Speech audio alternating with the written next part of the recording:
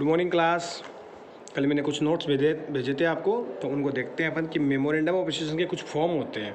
Form का मतलब हो गया कि हमें मेमोरेंडम ऑफ एसोसिएशन कौन कौन बना रहा है, कहाँ कहाँ मेमोरेंडम एसोसिएशन बन रहा है, कौन कौन सी प्रकार की ऐसी कंपनियाँ हैं जहाँ पे मेमोरेंडम ऑफ एसोसिएशन बन रहा है। तो बेसिकली आपको मैं दोबारा बता देता हूँ। एक बार अपन ने जो पढ़ा था कि memorandum of association is a document prepared by a company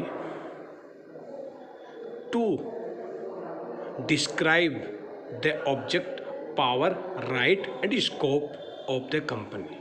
It means we can say in the second way कि it is the boundary of the company. Outside the boundary, if any work, any activity do by the company, it is invalid, it is void. ये void मानी जाती है। तो एक बार ये अपना memorandum of association का मैंने डेफिनेशन बताया आपको। ये मोस्ट इंपॉर्टेंट चीज़ है बेटा, इसलिए इसको मैं बार बार रिपीट कर रहा हूँ। अब देखते हैं forms of memorandum of association. आराम से सुनना, समझने की कोशिश करना कि पहला है MOA, ओ पे कंपनी लिमिटेड बाय शेयर। ऐसी कंपनियां जो रजिस्टर्ड है शेयर के द्वारा। MOA पे कंपनी लिमिटेड बाय शेयर, कौन सी कंपनी? जो शेयर से लिमिटेड है, limited by share. MOA company limited by guarantee and not having share capital, जिसमें शेयर कैपिटल नहीं है लेकिन जिसमें गारंटी से लिमिटेड है। ऐसी कंपनी जो जिसमें शेयरों से बनी हुई है और जिसमें हर शेयर होल्डर की लायबिलिटी लिमिट है, किसके द्वारा? शेयर, जितने उसकी शेयर की प्राइस है उतने से लिमिट है। या दूसरी कंपनी वो हो गई जो गारंटी वाली है, जिसमें शेयर कैपिटल नहीं है। तीसरी हो गई MOA पे company limited by guarantee and having a share capital, जो गारंटी से ही बनी हुई है कि भाई हर शेयर होल्डर की इतनी इतनी गारंटी है, लेकिन जिसके अंदर क्या अवेलेबल है? शेयर कैपिटल भी है, जिसमें शेयर कैपिटल अवेलेबल है। ऐसी कंपनी हो गई। After then table number D, ऐसी कंपनी MOA पे unlimited company without share capital, जो जिसके अंदर शेयर होल्डर है ही नहीं। ये मान लो कि शेयर होल्डर है लेकिन कोई लिमिट नहीं है, जिनकी लायबिलिटी अनलिमिटेड है। इसका मतलब अगर कोई घाटा होता है तो उनकी लायबिलिटी कंप्लीट मानी जाएगी, उन्हीं को पूरा पैसा चुकाना पड़ेगा। ऐसी कंपनी मानी जाती है आपकी लिमिटेड बाय अनलिमिटेड, जिसके अंदर शेयर नहीं हो। ई पॉइंट है MOA पे of an unlimited company having share capital, जिसके अंदर शेयर कैपिटल हो और जिसमें शेयर कैपिटल ना हो। इस प्रकार के अपन क्या कह सकते हैं? अपन इसके अंदर कंपनी मान सकते हैं। तो MOA पे an unlimited company having share capital, MOA of an unlimited company without share capital. तो ये 5 प्रकार एक बार सुनना, इतना ऐसे याद रखो। जहाँ शेयर कैपिटल है, सिर्फ शेयर कैपिटल है, सिर्फ शेयर कैपिटल है और शेयर होल्डर की लायबिलिटी लिमिटेड है। जहाँ शेयर कैपिटल नहीं है तो फिर बनी कैसे? जो गारंटी से बनी हुई है। तीसरा, जो गारंटी से बनी हुई है लेकिन शेयर कैपिटल भी है। चौथा, अनलिमिटेड कंपनी है जिसमें शेयर कैपिटल नहीं है, और एक अनलिमिटेड कंपनी जिसमें शेयर कैपिटल है। तो कुछ कई जगह शेयर है, कई जगह शेयर नहीं है, कई जगह शेयर है साथ में लिमिटेड है, कई जगह शेयर है पहली शेयर लिमिटेड, लास्ट वाली share unlimited, last one without share unlimited, without share guarantee, और शेयर और गारंटी। ऐसे अपन 5 फॉर्म अपने कंपनी के हो सकते हैं। ये अपने फॉर्म है जो किसी कंपनी का रजिस्ट्रेशन होता है, उसमें इस प्रकार से कंपनी का रजिस्ट्रेशन हो सकता है। चलें आगे। तो अब आगे चलने के लिए अपन देखते हैं आज importance of MOA। Importance of MOA। तो MOA बनाने के क्या फ़ायदे हैं? कंपनी के इम्पोर्टेंस नहीं पढ़ा रहा हूँ मैं, MOA के पढ़ा रहा हूँ। तो सबसे पहला इम्पोर्टेंस दिया हुआ है इसके अंदर, MOA क्या है? पहला पॉइंट दिया हुआ है कि this is a fundamental document. Fundamental spelling मैंने पूरी नहीं लिखी, फंडामेंटल डॉक्यूमेंट। फंडामेंटल डॉक्यूमेंट का मतलब it is basic document of A company which describe the object or scope and rights of company and also determine the boundary of company. Without it, no company can registered, कोई भी company registered नहीं हो सकती है। अपनी किताब में इनके वो देख लेना थ्योरी, मैंने बेसिकली आपको मेरे मन से लिखी है ये, ठीक है। कहने का मतलब क्या है, इसके अंदर जैसे फंडामेंटल डॉक्यूमेंट में लिखना क्या है कि it is a basic document, ऐसा डॉक्यूमेंट है जो हमारी कंपनी की ऑब्जेक्टिव स्कोप डिस्क्राइब करता है और इसके बिना कोई कंपनी रजिस्टर्ड हो ही नहीं सकती, इसलिए ये मूलभूत हमारा डॉक्यूमेंट है। पहला इसका ये फ़ायदा है कि सब कुछ अपन को डिस्क्राइब करते हैं। दूसरा, डिटरमाइन कंपनी स्कोप, कंपनी का एरिया भैया मैं यहाँ पे क्षेत्रफल की बात नहीं कर रहा हूँ, किस लेवल तक, किस दूरी तक, कौन सा product wise, quality wise, area क्षेत्रफल वाइज, कैपिटल लिमिट, कैपिटल कितनी लगा सकता है वो, कैपेसिटी, ये वर्ड है ना, capacity, capital, quantity, quality, product, area, क्षेत्रफल, ठीक है। फॉलो रूल, पॉलिसीज, ये सब इस स्कोप में आ गया। तो हमारा एमओए हमें क्या बताता है, किसी कंपनी के स्कोप को बताता है कि वो कहाँ तक फैला हुआ है। फिर आता है डिटरमाइन कंपनीज राइट, बस ऑफकोर्स स्कोप बताए तो राइट बताए, इसका मतलब कंपनी के पास क्या दिखा रहे हैं, कंपनी किसी दूसरे व्यक्ति अदर कंपनी के साथ डील कर सकती है, यस, सेल कर सकती है, बाई कर सकती है, शू हो सकता है, शूट कर सकती है, मतलब ये हो गया आपका केस, कोर्ट में कोई केस हो गया तो केस कर, इस पे भी कोई कर सकता है तो ये भी किसी पे केस कर सकती है। ये पैसा उधार ले सकती है, डेटर बना सकती है, ये क्रेडिटर बना सकती है, लोन ले सकती है, ये बैंक से ट्रांजैक्शन कर सकती है। तो ये चीज़ें क्या है, ये इसके पास राइट है, इसका मतलब कंपनी हैव द राइट। तो हमारा एमओए है ना, हमें इस कंपनी के राइट्स को डिस्क्राइब कर देता है कि तुम्हारे पास ये राइट है, ठीक है। आगे चलते हैं, नेक्स्ट पॉइंट आपका क्या बता रहा है देखना, guide to the company, yes, बहुत ही इंपॉर्टेंट चीज़ है सुनना कि एमओए आपको पथ पथ पे एवरी स्टेज पे आपको गाइड करेगा कि आपकी सीमा ये है, आप इसके बाहर मत जाओ। इसका मतलब एमओए आपको, अभी मैं एमओए के अंदर जो कंटेंट आते हैं वो बताने वाला हूँ, अपना पॉइंट कल मैंने आपको नोट्स भेज दिया था कंटेंट ऑफ एमओए, तो वो जो कंटेंट है वो हमें बार बार एमओए में डिस्क्राइब करता रहता है कि आप इसी के साथ काम करो। इसका मतलब कई बार अपनी दिक्कत हो जाती है कि यार ये काम अपने है या नहीं, तो आपको दोबारा क्या पढ़ना पड़ेगा, एमओए पढ़ना पड़ेगा। कई बार अपन चैप्टर भूल जाते हैं तो चैप्टर को वापस पीछे जाके, जैसे ये वकील है, सीए है, डॉक्टर है, कभी कभी क्या कोई दिक्कत आ जाती है कि यार ये चीज़ इसके साथ कौन सा साल्ट मिलना चाहिए, इसमें कौन सी एंट्री होगी, ये कौन सा रूल लगेगा, तो हमें अपना कॉन्स्टिट्यूशन खोलना पड़ता है। तो एमओ भी हमारा कॉन्स्टिट्यूशन है, तो एज ए कॉन्स्टिट्यूशन, तो इसमें अपन लिख भी सकते हैं as a constitution of company, it help of company at every stage, प्रत्येक स्टेज के ऊपर लाभ प्रॉफिट देता है, प्रत्येक स्टेज पर आपको हेल्प करता है। कौन, एमओए। कैसे, जैसे कोई संविधान बना हुआ है कि क्या चीज़ कैसे चलेगी, ठीक है।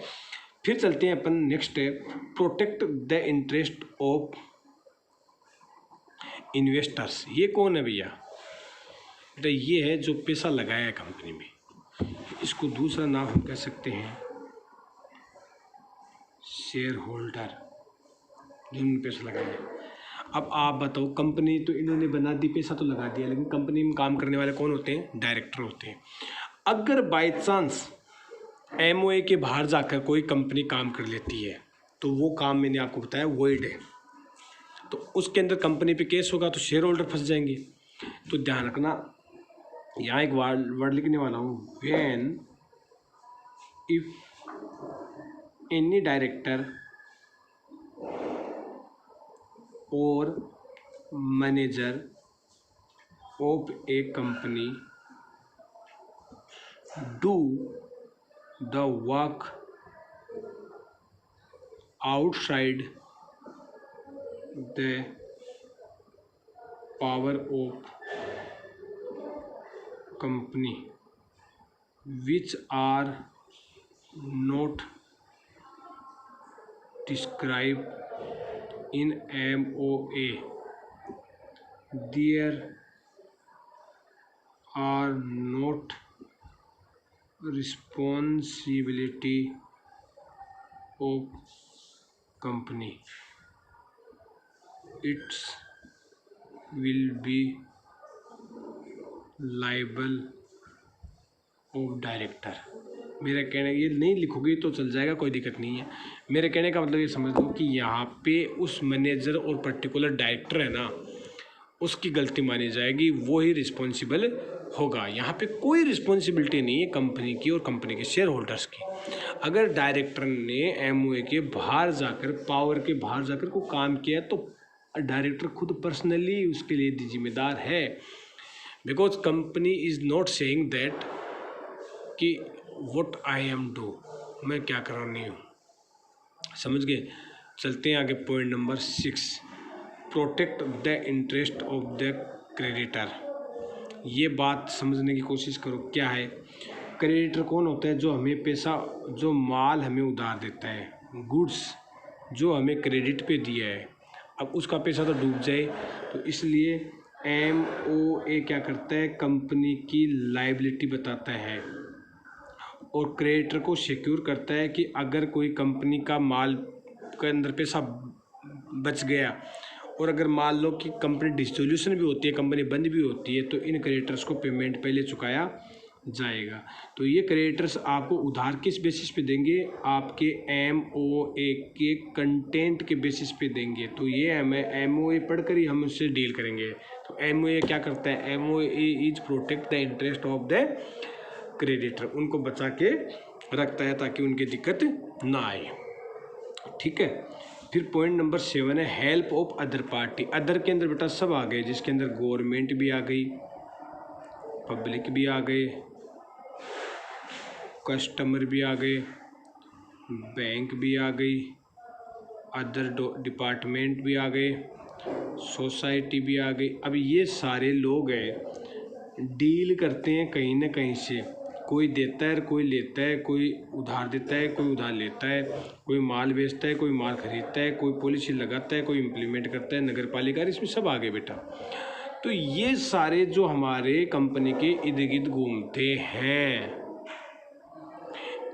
इनको डील करने के लिए मैंने आपको बताया था कि परज्यूम कर लेना चाहिए कि इन्होंने पढ़ लिया है, तो ये एमओए ही हमें बताते हैं कि हमने इसके साथ डील करनी है या नहीं करनी है, क्योंकि एमओए के अंदर इनके कंपनी का जो पावर है वो भी लिखा हुआ है, उस कंपनी के पास जो राइट है वो भी लिखे हुए हैं, इसका स्कोप है वो भी लिखा हुआ है, इसकी कैपिटल भी लिखी हुई है। तो ये हमें बचा देता है, इसका मतलब अदर पार्टी को हेल्प करता है डिसीजन लेने के लिए और डील करने के लिए। अब बात करते हैं पॉइंट नंबर 8 की, last, survey the national interest. National का मतलब होता है अगर किसी कंपनी का गुड एमओए है या एमओए बना हुआ है, वो वेल है, तो हमारा नेशन की ग्रोथ होने में फ़ायदा होता है। कैसे होता है कि जब कंपनी बढ़ेगी तो कंपनी में कैपिटल जनरेट होगी, कैपिटल जनरेट होगी तो कंपनी भी बढ़ेगी, और कंपनी बढ़ेगी तो हमारे देश की इकोनॉमी बढ़ेगी। तो हम कह सकते हैं कि किसी भी अच्छी चीज़ के लिए हमेशा देश को कुछ ना कुछ फ़ायदा होता रहता है। तो it is very beneficial for the nation. तो इसके अंदर कुछ भी अपन 2 लाइन लिख सकते हैं। अब चलते हैं अपन, लास्ट है आपका एक टॉपिक जिसको समझाने के लिए बहुत टाइम लगने वाला है, बट इसके अंदर बता देता हूँ कि एमओए एक्चुअल में है क्या।